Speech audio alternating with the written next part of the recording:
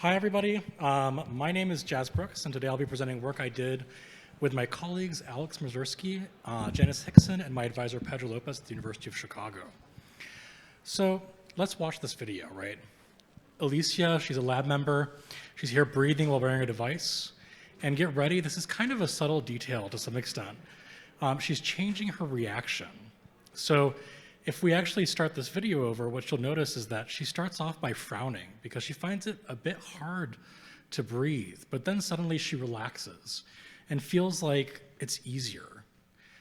Well, how can a small device make breathing feel harder, like you're not getting enough air, or easier, like you're getting a lungful of it? Well, in HCI, every time we close the loop, we have richer interactions for a modality.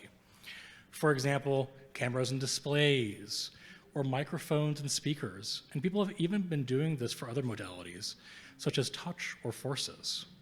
But as someone interested in overlooked senses, what about for breathing? On the input side, there's a bunch of sensing technologies that can be leveraged. Hot wires that drop in temperature when you have convection around them, microphones that can pick up the pressure or sound of breathing, force belts that measure the distortion of your diaphragm, optical methods like PPG, and even acoustic signal reflections. There's a bunch of techniques, and this wealth of sensing technologies has translated to examples of breath as input, including mapping breathing to navigation or amusement rides. Breathing actions, like in VR, and you can just go like, and then it'll respond in some way.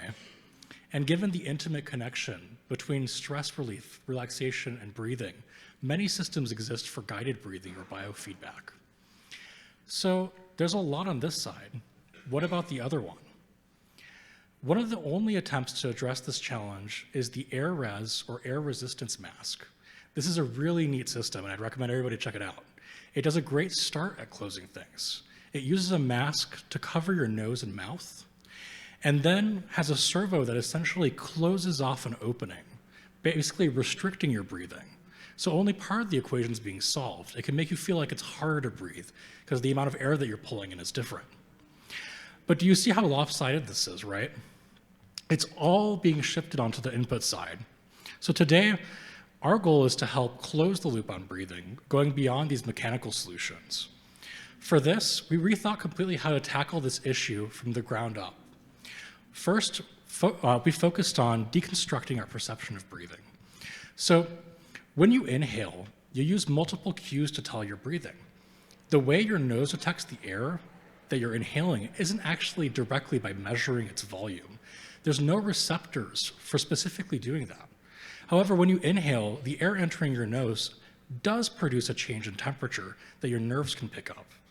So if you want to give it a try yourself, I'm going to try it myself. Like if you inhale deeply, like you can actually feel that it's like colder than before inside your nose, right? Like that's really how you're feeling that deep amount of air passing through. So this cue translates to you perceiving yourself breathing. However, this doesn't always reflect the amount that you inhale, right? Like nature has a great way of tricking you. In fact, that's why you might feel like you're breathing far more air when the air is cold. The temperature of the air is cooler, and that accelerates the cooling of the inside of your nose more than usual. And thus, you feel like you're inhaling more air than you actually are. Or conversely, if you've ever been in a sauna, right, or in a place that's super hot, like a desert, it doesn't cool your nose anymore. And it makes it feel like it's harder to breathe than usual. At present, AirRes mask intervenes by restricting the inhaled airflow, but we could instead change the temperature inside the nose to then hack our perception of breathing. So to validate my hypothesized illusion, we implemented a prototype system. First, from pilots, I noticed that this effect does not work if I just blast the temperature all the time, right? Like the first thing they might be thinking about is just turn it on and go all the time. Well, what seems to be happening, and I hypothesize, is that we have to only heat or cool during the inhalation. So for this, our device includes pressure sensors. So here you can see a graph where it's actually picking up Alicia's breathing, and you can see the inhalations being those dips on the bottom. And so our pressure sensors allow us to actually track the user's inhalations. And this is done with a small tube that reaches the nostril and compares the pressure in the tube versus the surrounding environment. Then our nose clip has two Peltier elements sandwiching the user's septum. Here you can see it in the top right via thermal camera. When they heat up, they actually give Alicia the sense of decreased airflow or harder breathing. Or alternatively, if our nose clip cools the septum, so here it's blue, it gives the feeling that more air is passing through, so it's easier to breathe. Now, using this device, we actually conducted a study, right? We want to actually verify this is working correctly. So first, I'm glad to say that we can make people feel a change. This is reassuring. We asked participants to note basically when they felt a difference between two sets of 5 breaths that are the same. In one of the two at random, we had augmented breathing kick in as an intervention. So what did we find out? The big takeaway is that it takes -4 degrees Celsius, so 4 degrees of cooling more than usual, to get someone to actually say, hey, it's now easier to breathe, and 2 degrees Celsius more heating to get them to notice and say, hey, it's actually harder to breathe. But you're probably wondering, what does this actually feel like, right? I'm talking about temperature and how do people actually understand this? And we were really interested in that question and asked the participants that. So for this, we transcribed their descriptions as they did the experiment and annotated them for comments that mentioned things like temperature, airflow, or other senses like tactile senses. For example, here, the second set, the air coming in felt much cooler, just easier to breathe in general. So you have like a temperature comment and an airflow comment. Of all the descriptions, so like about 300 or more, 90% focused on airflow, 7% on temperature, and 3% on tactile sensations. Now, what's interesting is that we're only using temperature for the feedback, but only 7% of the time are people actually talking about temperature at all. And on top of that, half of those times of temperature, they also mention airflow. So in other words, participants associated the feedback dominantly to a change in perceived airflow, validating the illusion further. So here's some example quotes that people had. P8 mentioning it felt like they were actually breathing. They were breathing in fresh air after a stuffy environment. Or P9 mentioning it was like wind or air was coming through their nose faster. Now, we envision this technology as having clear applications, many of which are actually based on feedback that participants gave in the study. For example, of course, our lab does this a lot, virtual reality. So on the right here, what you'll notice is that there's a bar that shows what temperature the device is cooling or heating by during inhalations. As we know, this also matches, at this point, how easy or hard it is to breathe. So here, a player is going to be doing like an escape the house kind of game. When they grab the key, our device uses our illusion to make it feel harder to breathe so that that smoke feels much more realistic. And then they look around and remember, well, I should do something about that hard to breathing situation. So they remember that they've had a gas mask earlier. And our device actually renders this using the illusion, making it feel like it's easier to breathe while they're wearing the mask. Here you can see Alicia actually like starting to breathe more regularly and breathe in because she's getting that feedback that it's easier. But of course, filters and masks don't last forever. So in our game, you can start seeing that we're tuning it back down and making it hard again because it's deteriorating. So here it goes back to the baseline of this experience. And then this motivates Alicia to actually try and find the door faster. So here, she's going to go find a door, use the key, and in doing so, have access to the wide open air, which we render by making it even easier than before to breathe. Alternatively, most relaxation and meditation applications often guide users to follow breathing patterns visually or auditorily, right? You'll maybe watch something that tells you when to breathe. Here, our approach provides a new output channel, having people directly influenced by what they're meant to focus on, their breathing itself. Another project is focused on face masks, so giving relief on the face mask itself. Face masks are crucial for controlling respiratory illness transmission, yet many people kind of struggle with wearing them because they create air resistance, increased air resistance while wearing them. So you can imagine our device being worn underneath and relieving that resistance that people felt. And then finally, you can imagine it in kind of like exercise contexts where mouth breathing might not be the best way to go about things. Instead, we can have the device essentially promote people to breathe through their nose more by making it easier as they're exercising. Now, let me conclude. Our goal was to go beyond mechanical solutions and truly close the loop on breathing by changing how we perceive our breath. For this, we introduced augmented breathing, an illusion to alter the perception of breathing via thermal feedback in the nose. And this technique expands the range of output methods for breathing as an interaction modality, opening a new door to closing the loop. However, it is an illusion, so there's limitations that I'm happy to discuss. Additionally, the illusion itself could actually be achieved with a variety of different hardware.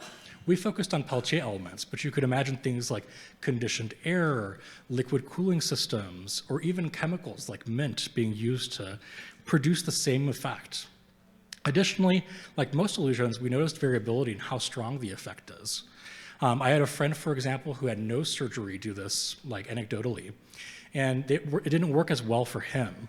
And so what could be happening is that different cavity shapes inside the nose make the area that cools or heats up in the cavity shift. And thus that might mean that our thermal feedback should be applied to a different location. We hope to investigate this in the future. And what's exciting is that you can try this out at the demo session tonight, barring any issues coming up. I'd be really curious if it works well for you, so do come by.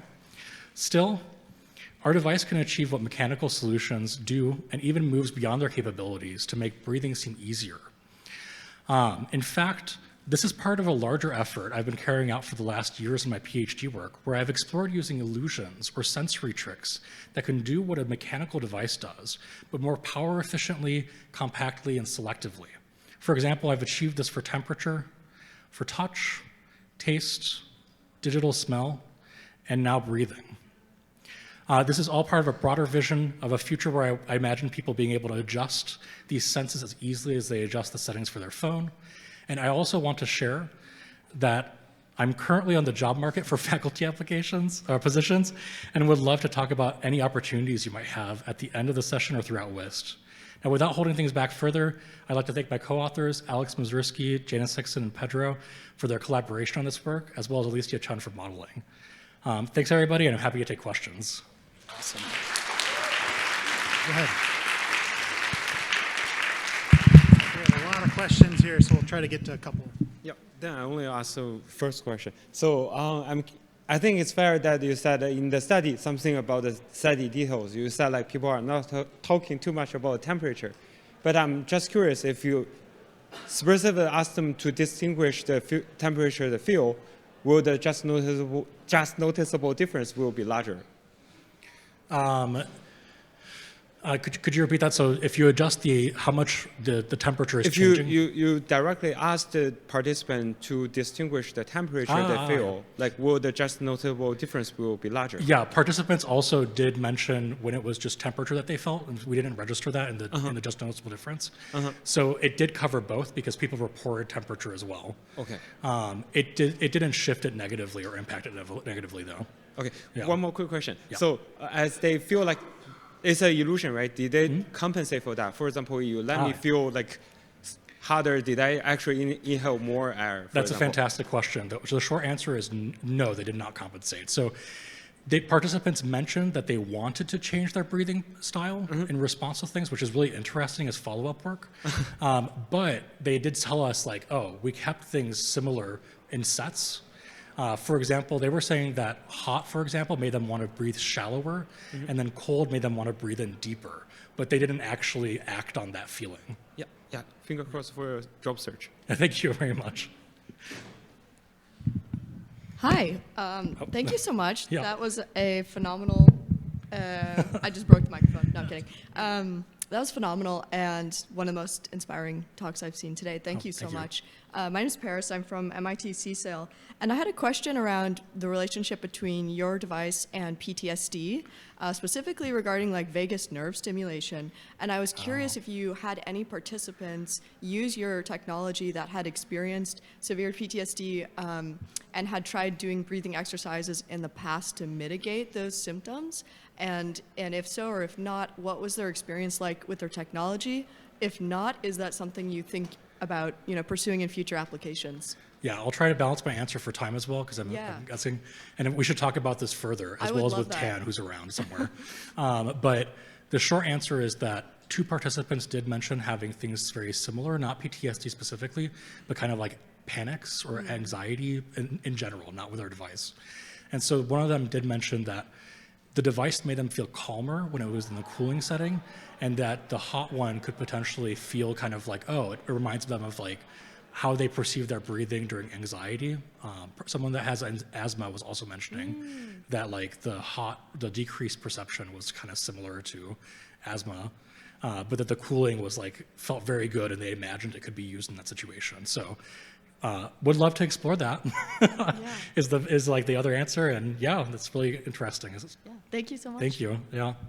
All right, thanks Jazz one more time for all their great work.